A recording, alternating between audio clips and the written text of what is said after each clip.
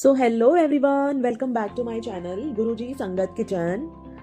तो फ्रेंड्स, होली हो और गुजिया ना बने, ऐसा तो हो ही नहीं सकता। आज मैं आप सबके साथ शेयर करने जा रही हूँ होली की बहुत ही ज्यादा स्पेशल और सबसे पॉपुलर ये चाशनी वाली मावा गुजिया। बिल्कुल हलवाइयों जैसा नरम और खस्ता, एकदम परफेक्ट रेशियो इसका। साथ ही साथ पूरे टिप्स और ट्रिक्स भी शेयर करने वाली हूँ। तो फ्रेंड्स, आप इस रेसिपी को एंड तक देखिएगा ताकि आप भी अपने घर पे बहुत ही आसानी से इस चाशनी वाली मावा गुजिया को बना सकें। और अगर आपको ये मेरी रेसिपी पसंद आए तो प्लीज मेरे चैनल को सब्सक्राइब करना ना भूलें और मेरी वीडियोस को लाइक एंड शेयर जरूर करें। तो चलिए, ये बहुत ही ज्यादा यम्मी और टेस्टी मावा गुजिया बनाना शुरू करते हैं। तो इसे बनाने के लिए सबसे पहले हम आटा लगाकर रेडी करेंगे। तो एक बड़े बाउल में मैंने यहाँ पे 2 कप मैदा लिया है। अगर आप ग्राम से देखते हैं तो ये लगभग 250 ग्राम है। तो इन सारी चीजों को नापने के लिए आप अपने घर में अवेलेबल किसी भी कटोरी या फिर कप को ले लें और सारी चीजों को उसी कटोरी या फिर कप से नाप लें। इसमें हम चुटकी भर नमक भी डालेंगे। किसी भी मीठी चीज में थोड़ा सा नमक डालने से इसका जो टेस्ट है वो और भी ज्यादा एनहांस हो जाता है। तो इसलिए मैंने यहाँ पे चुटकी भर नमक डाला है। लेकिन अगर आप इसे नहीं डालना चाहते हैं तो आप इसे पूरी तरह स्किप भी कर सकते हैं। गुजिया को खस्ता करने के लिए इसमें मोइन डालना बहुत ही जरूरी है। तो मैंने यहाँ पे 1/4 कप के लगभग घी लिया है। आप चाहे तो घी की जगह पे इसमें तेल का भी यूज कर सकते हैं, लेकिन घी से गुजिया बहुत ही ज्यादा टेस्टी बनती है। तो मैं आपको सजेस्ट करूंगी कि आप इसमें घी ही डालें। और अगर आप इसको मतलब आप ग्राम में देखते हैं तो लगभग ये 60 to 70 ग्राम्स है। तो अभी मैंने इसमें ये 4 बड़े चम्मच घी डाला है। बाकी का हम थोड़ा सा बाद में डालेंगे। हाथों से इसे हम अच्छे से मिक्स कर लेंगे ताकि घी जो है वो मैदे के एक रेशे में अच्छे से मिक्स हो जाए। तो मैदे को हम हाथों से इस तरीके से रगड़ रगड़ के मिक्स करेंगे, क्योंकि घी को मैदे में एकदम अच्छे से मिक्स करना बहुत ही जरूरी है। तभी गुजिया एकदम अच्छे से खस्ता बनेगी। अगर आप ज्यादा बना रहे हैं तो आप इसे दोनों हाथों के बीच में रगड़ रगड़ के अच्छे से मिक्स कर लें। यहाँ पे मैंने 1 बड़ा चम्मच घी और डाल दिया है, यानी कि टोटल मैंने इसमें 5 बड़े चम्मच घी डाले हैं। अगर आप ग्राम में देखते हैं तो ये लगभग 50 ग्राम है। गुजिया को अच्छे से खस्ता करने के लिए 250 ग्राम मैदे में 50 ग्राम मोइन बिल्कुल परफेक्ट है। लेकिन अगर आपको गुजिया बहुत ज्यादा खस्ता पसंद है तो आप इसमें 60 से 70 ग्राम भी मोइन डाल सकते हैं। अगर आप 1 किलो मैदे की गुजिया बना रहे हैं तो आप उसमें 200 ग्राम से 250 ग्राम तक तेल या फिर घी डाल सकते हैं। तब आपकी गुजिया एकदम मार्केट जैसी खस्ता बनेगी। इसमें हमने परफेक्ट मोइन डाला है कि नहीं, ये चेक करने के लिए मैदे को हम इस तरीके से हल्के हाथों से बांध कर देखेंगे। अगर ये इजीली हल्के हाथों से इस तरीके से शेप में आ जाए, आप समझ जाएं कि हमने इसमें जितना भी मोइन डाला है वो बिल्कुल परफेक्ट है गुजिया को खस्ता करने के लिए। अब इसमें हम थोड़ा थोड़ा करके पानी डालना शुरू करेंगे और मीडियम सख्त आटा लगाकर यहाँ पर हम रेडी करेंगे। डो को हमें ना ही बहुत ज्यादा सॉफ्ट बनाना है और ना ही बहुत ज्यादा हार्ड बनाएंगे, क्योंकि अगर आप डो को बहुत ज्यादा सॉफ्ट बना देंगे तो जब गुजिया को तलकर हम चाशनी में डालेंगे तो वो बहुत ज्यादा नरम पड़ जाएगी। तो फिर वो खाने में बिल्कुल भी अच्छी नहीं लगती है। और इन केस अगर आप इसे बहुत ज्यादा टाइट भी बना देते हैं, यानी आटा को ज्यादा टाइट गूंथ लेते हैं, तो गुजिया जो है वो तेल में तलने वक्त खुलने लगेगी।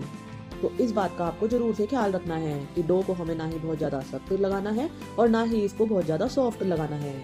डो पूरी तरह से रेडी यहाँ पर हमारा हो चुका है।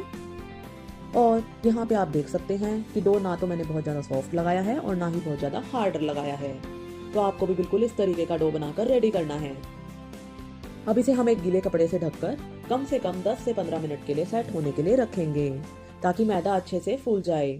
और ध्यान रखें कि ये जो कपड़ा हम यूज कर रहे हैं इसमें पानी टपकता हुआ बिल्कुल भी नहीं होना चाहिए।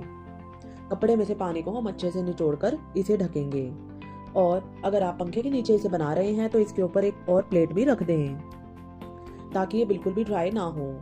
अब यहाँ पर हम स्टफिंग बनाएंगे, तो उसके लिए मैंने 200 ग्राम्स मावा लिया है। और ये जो मावा मैंने यूज किया है ये घर पर बना हुआ मावा है। और फ्रेंड्स, अगर आपको जानना है कि घर पर मावा कैसे बनाते हैं तो मुझे कमेंट बॉक्स में जरूर बताएं, मैं आपके साथ ये रेसिपी भी जरूर शेयर करूंगी। और अगर जिनको भी अभी घर पर मावा बनाना नहीं आता है वो इसे बाजार से भी खरीद सकते हैं। बाजार में भी ये बहुत ही आसानी से मिल जाता है, लेकिन फेस्टिवल के टाइम पे बाजार में इसमें बहुत ज्यादा मिलावट होती है। तो मैं आपको यही सजेस्ट करूंगी कि आप इसे घर पर ही बना लें। और अब हम इसमें कुछ ड्राई फ्रूट्स भी ऐड करेंगे। तो मैंने यहाँ पे 20 से 25 काजू को बिल्कुल बारीक काट लिया है। यहाँ पे आप अपने पसंद का कोई भी ड्राई फ्रूट इसमें ऐड कर सकते हैं और इन सभी की क्वांटिटी आप अपनी पसंद के अकॉर्डिंग थोड़ा कम और ज्यादा कर सकते हैं। 20 से 25 यहाँ पे मैंने बादाम को बिल्कुल बारीक काट लिया है। साथ ही इसमें थोड़ी सी हम किशमिश भी डालेंगे और जो भी ड्राई फ्रूट्स आपको कम पसंद हो वो आप पूरी तरह स्किप भी कर सकते हैं। यहाँ मैंने सूखे हुए नारियल को इस तरह से कद्दूकस करके यूज किया है। आप चाहो तो नारियल के बुरादे का भी यूज कर सकते हैं या फिर आप चाहे तो नारियल को छोटे छोटे टुकड़ों में कट करके भी यूज कर सकते हैं। तो सबसे पहले इन सभी ड्राई फ्रूट्स को हम हल्का सा रोस्ट कर लेंगे। तो कोई भी कढ़ाई या पैन गरम करेंगे और इसमें बिल्कुल ही थोड़ा सा घी डालेंगे। घी का यूज यहाँ पे हमें बहुत ही कम करना है, ज्यादा घी आप यहाँ पे बिल्कुल भी ना डालें। और ध्यान रखें कि इस कढ़ाई को हमें ज्यादा तेज गरम भी बिल्कुल नहीं करना है। फ्लेम को हम लो टू मीडियम ही रखेंगे। घी को मैंने पैन के चारों तरफ से फैला दिया है। तो अब इसमें ये कटा हुआ काजू और कटा हुआ बादाम डाल देंगे। ध्यान रखें कि हमें यहाँ पे फ्लेम को लो टू मीडियम ही रखना है। फ्लेम को आप बिल्कुल भी हाई नहीं करें क्योंकि हमें यहाँ ड्राई फ्रूट्स को ज्यादा फ्राई बिल्कुल भी नहीं करना है। हमें इसे बस हल्का सा ही रोस्ट करना है ताकि इसमें जो भी मॉइस्चर हो वो पूरी तरह से खत्म हो जाए। साथ ही साथ इसमें एक हल्का सा क्रंच भी आ जाएगा जिससे कि टेस्ट बहुत ही अच्छा आता है। तो आप इन सभी ड्राई फ्रूट्स को हल्का सा रोस्ट करके जरूर डालें और इसे हम धीरे धीरे लगातार ही चलाते रहेंगे ताकि ये चारों तरफ से अच्छे से सिक जाए और इसका कलर भी चेंज ना हो। इसे भूनते हुए मुझे यहाँ पे 2 से 3 मिनट हो चुके हैं। तो अब मैं ये घिसा हुआ नारियल भी इसमें डाल दूंगी और बस लो फ्लेम पे 1 से 2 मिनट के लिए नारियल को भी हल्का सा रोस्ट कर लेंगे ताकि इसका टेस्ट बहुत ही अच्छा आए। मैंने यहाँ पे किशमिश को नहीं भूना है, आप चाहो तो इसमें किशमिश को भी डाल के हल्का सा सेक सकते हैं। अब ये सारी चीजें हल्की हल्की रोस्ट हो चुकी हैं तो हम फ्लेम को ऑफ करके इसको एक बाउल में निकाल लेंगे और सेम पैन में मावा को डालकर इसे 2 से 3 मिनट के लिए हल्का सा भून लेंगे ताकि और अच्छे से ड्राई हो जाए। इन केस अगर आप बाहर वाला मावा यूज कर रहे हैं तो आप इसे मीडियम फ्लेम पे 2 से 3 मिनट के लिए जरूर भून लें क्योंकि बाहर वाला मावा जो होता है वो थोड़ा सा गीला होता है तो उसे ड्राई करना बहुत ही जरूरी है। लेकिन आप घर का बना मावा यूज कर रहे हैं तो आप चाहे तो इस प्रोसेस को पूरी तरह से स्किप भी कर सकते हैं, लेकिन मैंने इसे हल्का सा भून ही लिया है ताकि ये थोड़ा सा और ड्राई हो जाए। और यहाँ पे आप देख सकते हैं कि मावा सिमट कर एक जगह पे आ चुका है और अब ये पैन में बिल्कुल भी नहीं चिपक रहा है, मतलब कि मावा पूरी तरह से रेडी हो चुका है। तो फ्लेम को हम तुरंत ऑफ कर देंगे और इसे भी अलग निकाल कर रख लेंगे। और अभी ये मावा काफी ज्यादा गर्म है तो इस स्टेज पे चीनी हम बिल्कुल भी नहीं डालेंगे। अगर आप अभी चीनी इसमें मिला देते हैं तो चीनी पूरी तरह से मेल्ट हो जाएगी और ये मिक्सचर जो है वो पूरी तरह से चिपचिपा हो जाएगा। तो पहले इसे हम रूम टेम्परेचर पर आने देंगे, उसके बाद इसमें हम चीनी ऐड करेंगे और जब तक ये मिक्सचर ठंडा होगा तब तक हम चाशनी बनाकर रेडी कर लेंगे। तो चाशनी बनाने के लिए मैंने यहाँ पर 300 ग्राम चीनी ली है। अगर आप कप से नाप रहे हैं तो आप 1.5 कप नाप कर चीनी ले लें और जिस भी बर्तन से आप चीनी नाप रहे हैं बिल्कुल उसी बर्तन से नाप कर यहाँ पर 1.5 कप ही मैं पानी लूंगी, मतलब कि जितनी हमने चीनी ली है उतना ही मैंने यहाँ पर पानी लिया है। गैस को ऑन करेंगे और इसे चलाते हुए चीनी को मेल्ट कर लेंगे।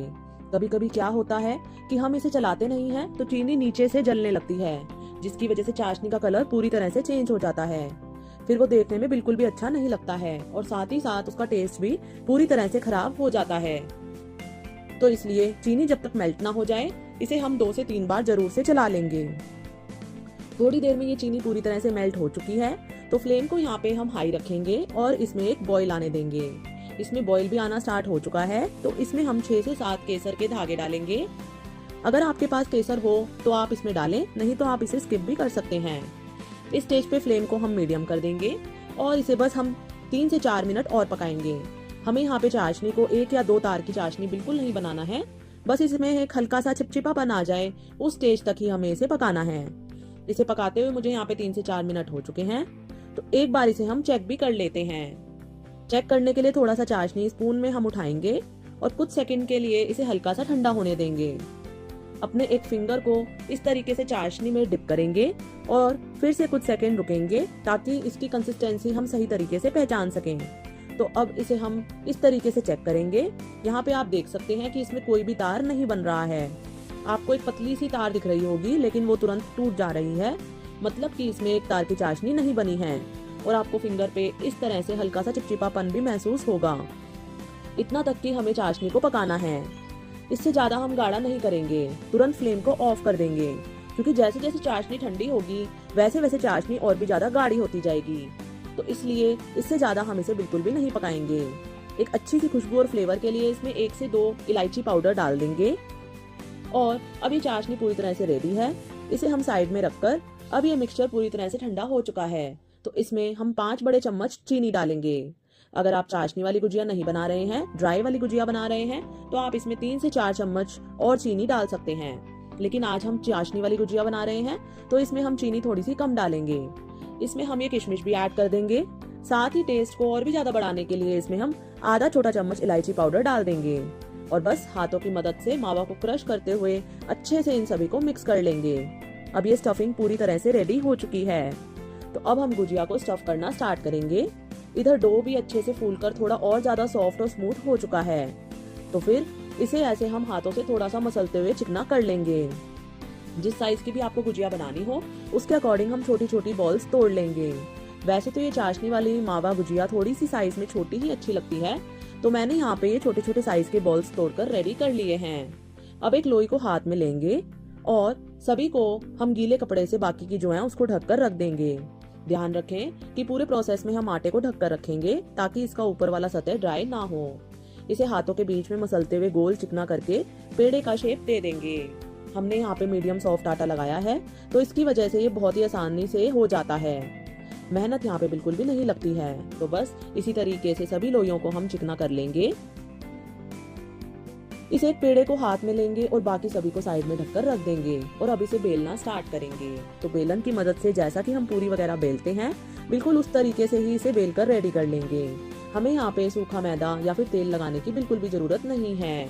ये बहुत ही आसानी से ऐसे ही बेलकर रेडी हो जाएगा।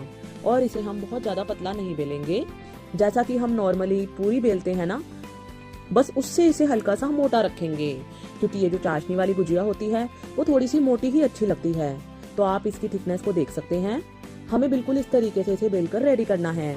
अगर आप इसे बहुत ज्यादा पतला बेल देंगे तो चाशनी में जाने के बाद गुजिया बहुत ज्यादा नरम पड़ जाती है, फिर वो खाने में उतना टेस्टी नहीं लगती है, जिसकी वजह से हमें हल्का सा मोटा इसको रखना है। इवन शेप के लिए आप इसे किसी भी कटोरी, ग्लास या फिर कटर की मदद से कट कर लें, ताकि हम जितनी भी गुजिया बनाएं वो एक साइज की ही बने और वो देखने में काफी ज्यादा अट्रैक्टिव और खूबसूरत लगे। ये जो एक्स्ट्रा पार्ट निकला है इसे हम आगे यूज कर लेंगे, या फिर अगर आप सारी पूरियां एक साइज की बेल सकते हैं तो आप इसे चाहे तो नहीं भी कट करें, आप डायरेक्ट ही गुजिया को स्टफ कर सकते हैं। आप देखिए कि मैंने यहाँ पे पूरी बनाकर रेडी कर ली है। बस इसी तरीके से कुछ पूरियां हम एक बार में बेलकर रेडी कर लेंगे। उसके बाद स्टफिंग करना स्टार्ट करेंगे। ध्यान रखें कि अगर आप एक बार में ज्यादा पूरियां बेलकर साइड में रख देते हैं तो उसे भी आप ढककर रखें, नहीं तो ये पूरी ड्राई हो जाएंगी बहुत जल्दी से। तो आप इस बात का जरूर ख्याल रखें। और अब गुजिया को कैसे स्टफ करेंगे वो आपको मैं दिखाती हूँ। हमने स्टफिंग बनाकर रखी है मावा की, तो थोड़ा थोड़ा सा पोर्शन आपको हाथों में लेके दबाते हुए लंबा शेप देना है, जिसकी वजह से गुजिया को स्टफ करना बहुत ही आसान हो जाता है और उसे शेप देने में बिल्कुल भी प्रॉब्लम नहीं आती है। हलवाई भी बिल्कुल यही ट्रिक अपनाते हैं गुजिया बनाते समय। तो अब हम गुजिया को स्टफ करना स्टार्ट करेंगे। साइड में थोड़ा सा पानी रखेंगे और एक पूरी को अपने हाथों पे लेंगे और स्टफिंग को शेप देकर रखा है उसी को बीचों बीच रख लेंगे। इधर इधर आप स्टफिंग बिल्कुल भी ना रखें, इसे हमें बिल्कुल सेंटर में रखना है। अब सारे साइड्स में पानी लगाकर फिंगर की मदद से चारों तरफ से इसमें पानी अच्छे से लगा देंगे किनारों पर। अगर आप इसे अच्छे से नहीं लगाएंगे तो जब हम गुजिया को तेल में तलेंगे तो वो खुलने लगेगी, जिसकी वजह से आपको गुजिया की स्टफिंग बहुत ही ज्यादा ध्यान से करनी है, ताकि एक भी गुजिया फ्राई करते वक्त खुले नहीं। यहाँ पे आप बहुत ही ध्यान से देखें कि मैं इसको कैसे शेप दे रही हूँ। एक तरफ से उठा के मैंने इसे दूसरी तरफ रखा और फिर इसके किनारों को हम आपस में अच्छे से जोड़ लेंगे। इसके किनारों को हम उंगलियों से अच्छे से दबाते हुए जोड़ेंगे, ताकि गुजिया तेल में ही जाते ही ना खुल जाए। और इतनी मेहनत करने के बाद अगर आप इसमें सांचे से डिजाइन बनाते हैं तो फिर वो मजा नहीं आता। तो आज हम इसे बहुत ही आसानी से अपने हाथों से ही डिजाइन बनाएंगे। तो आप यहाँ पर इसको ध्यान से देखना फ्रेंड्स, ये बहुत ही इजी है बनाना। डिजाइन बनाने के लिए इस किनारे को हम इस तरीके से फोल्ड करके प्रेस करेंगे। ये देखिए जैसे मैं आपको दिखा रही हूँ। और यहाँ पर जैसे जैसे हम इसको फोल्ड करके प्रेस करते जाएंगे वैसे वैसे ये गुजिया की शेप लेती जाएगी। अगर यहाँ पे इसे सही तरीके से करेंगे तभी आगे का डिजाइन सही तरीके से बन पाएगा। तो फिर से ये पीछे वाला हिस्सा हम आगे लाएंगे और फोल्ड करके बस ये 2 उंगली की हेल्प से इसे प्रेस कर देंगे। यहाँ पे हमें बस ये 2 उंगली का ही यूज करना है। ऐसे हम पीछे से इस तरीके से आगे लाके इसको फोल्ड करेंगे और बस प्रेस कर देंगे। और बस यही स्टेप हमें पूरी गुजिया पे अपनाना है। बस पीछे से आगे लाके इसे हम फोल्ड करेंगे और प्रेस कर देंगे। और ये जो गुजिया का डिजाइन है वो बहुत ही बेसिक डिजाइन है और ये सबसे ज्यादा पॉपुलर भी है। ये गुजिया के लिए बिल्कुल परफेक्ट है। तो यहाँ पे आप देख सकते हैं ये बहुत ही सुंदर डिजाइन बनके रेडी हो रहा है। और अगर आप इसे एक बार बनाएंगे ना तो आप इसे बहुत ही फटाफट बनाने लगेंगे। तो ये देखिए फ्रेंड्स, कितनी बढ़िया और कितनी खूबसूरत डिजाइन वाली ये स्टफ करके हमने गुजिया रेडी कर ली है। इसे हम साइड में रख देते हैं और किसी भी एक सूखे कपड़े या फिर पेपर से इसे ढककर रख देंगे ताकि ये ड्राई ना हो। एक बार फिर से हम एक और गुजिया का डिजाइन बनाते हैं। सेम तरीके से पूरी को हाथ में लेंगे, स्टफिंग बीच में रखेंगे, किनारे पे पानी लगाएंगे। एक बार हाथों को हम पोंछ लेंगे ताकि हमारे हाथों पे पानी बिल्कुल भी ना लगा रहे। इसके किनारों को आपस में हम अच्छे से जोड़ेंगे। अब किनारों को हम एकदम अच्छे से दबाते हुए जोड़ेंगे ताकि जब इसे हम फ्राई करें तो वो खुले ना। यहाँ पे आप ध्यान से देखना कि डिजाइन बनाने के लिए इस किनारे को हम इस तरीके से 45 डिग्री एंगल पे फोल्ड करेंगे। अगर आप इस तरीके से इसे फोल्ड नहीं कर पाए तो आगे का डिजाइन सही से नहीं बन पाएगा। तो इस किनारे को सही से फोल्ड करना बहुत जरूरी है। फोल्ड करके बस हम हाथों से प्रेस करते जाएंगे, फिर से फोल्ड करेंगे और प्रेस करेंगे। बहुत ही सिंपल टेक्निक है फ्रेंड्स, आपको ये बनाने में बिल्कुल भी परेशानी नहीं होगी। गुजिया अपने आप ही एक शेप ले लेगी और बहुत ही सुंदर डिजाइन बन करके रेडी हो जाएगा। देखिए बहुत ही आसानी से ये डिजाइन बन चुका है। तो फ्रेंड्स, इस होली पर आप जरूर से ये गुजिया बनाकर ट्राई करना, आपको ये बहुत ही ज्यादा पसंद आने वाली है। लास्ट में ये जो थोड़ा सा डो बच जाता है उसे हम चाहे तो इस तरीके से कट करके निकाल सकते हैं अच्छे से फिनिशिंग के लिए, या फिर आप चाहे तो उसी में फोल्ड करके छोड़ सकते हैं। और बस इस तरीके से सारी गुजिया को हम स्टफ करके रेडी कर लेंगे। 250 ग्राम मैदे से मीडियम साइज की 25 गुजिया आराम से बन करके रेडी हो जाती है। मैंने यहाँ पे सभी को स्टफ करके रेडी कर लिया है। और ये देखिए अलग अलग डिजाइन मैंने थोड़े से और गुजिया के बनाए हैं। ये बच्चों को बहुत ही ज्यादा पसंद आते हैं, जिसे कि मैं आने वाली नेक्स्ट वीडियो में भी आपके साथ शेयर कर दूंगी। अगर आपको अलग डिजाइन की गुजिया बनानी हो तो उस वीडियो को आप जरूर देखना। तो हम गुजिया को तल लेते हैं। यहाँ पर तेल को मीडियम गरम करना है। मीडियम से भी हल्का इसे हम कम ही गरम करेंगे, ज्यादा तेल को आप बिल्कुल भी गरम ना करें। चेक करने के लिए मैंने इसमें थोड़ा सा डो डाला है। आप देख सकते हैं कि इसमें कितना धीरे धीरे से बबल्स आ रहे हैं, मतलब कि तेल मीडियम से भी हल्का कम ही गरम है। हमें गुजिया को फ्राई करने के लिए तेल को बस इतना ही गरम करना है। इसमें ये डो को निकाल लेंगे अब इसमें से, और एक एक करके सारी गुजिया को इसमें हम फ्राई होने के लिए डाल देंगे। इन केस अगर आपको तेल को ज्यादा गर्म कर देते हैं आप और उसमें गुजिया को फ्राई होने के लिए डालते हैं तो क्या होगा कि गुजिया जल्दी से जल्दी डार्क हो जाएगी और उसके ऊपर बहुत सारे बबल्स भी आ जाएंगे, जिसकी वजह से गुजिया देखने में अच्छी नहीं लगेगी बिल्कुल भी, और वो अंदर तक अच्छे से पकेगी भी नहीं, ना ही वो अच्छे से खस्ता हो पाएगी। इसलिए इसे हम मीडियम गरम तेल में ही डालेंगे ताकि अंदर से अच्छे से ये पक जाए और बिल्कुल बाजार के जैसे खस्ता बने और देखने में भी ये बहुत ही ज्यादा सुंदर लगे। फ्लेम को यहाँ पे मैंने मीडियम ही रखा है और अभी इसे हम बिल्कुल भी टच नहीं करेंगे जब तक कि गुजिया फ्लोट करके ऊपर ना आने लगे। थोड़ी देर में ये आप देख सकते हैं गुजिया फ्लोट करके ऊपर आने लगी है। तो अब इसे हम कड़छी की मदद से धीरे धीरे दूसरी तरफ पलट देंगे और अलटते पलटते इसे हम मीडियम फ्लेम पे ही गोल्डन होने तक फ्राई कर लेंगे। एक बैच की गुजिया को फ्राई करने में हमें यहाँ पे 10 से 12 मिनट आराम से लग जाएंगे। और फ्रेंड्स, यहाँ पर आप देख सकते हैं कि गुजिया बहुत ही अच्छे से फ्राई हो रही है, एक भी गुजिया खुली नहीं है। अगर आप इन टिप्स और ट्रिक्स के साथ गुजिया को बनाते हैं तो एक बार में ही आप इसे एकदम परफेक्ट बना पाएंगे। और अब ये गुजिया बहुत ही अच्छे से फ्राई हो चुकी है। आप इसका कलर देख सकते हैं, एक बादामी सा कलर आ चुका है। इससे ज्यादा हम इसको डार्क नहीं करेंगे क्योंकि गुजिया डार्क कलर में बिल्कुल भी अच्छी नहीं लगती है। और यहाँ पर मैंने सभी गुजिया को निकाल लिया है प्लेट में और यहाँ पर मैं अब इनको एक एक करके चाशनी में डालती जाऊंगी। हमें इसे ठंडा बिल्कुल भी नहीं करना है, गरम गरम गुजिया को ही गरम गरम चाशनी में डिप करना है। ये ध्यान रखें कि चाशनी भी यहाँ पर ठंडी नहीं होनी चाहिए। अगर चाशनी ठंडी हो जाए तो उसे आप हल्का सा गरम कर लें, लेकिन आपको ठंडी चाशनी में इसे बिल्कुल भी नहीं डालना है।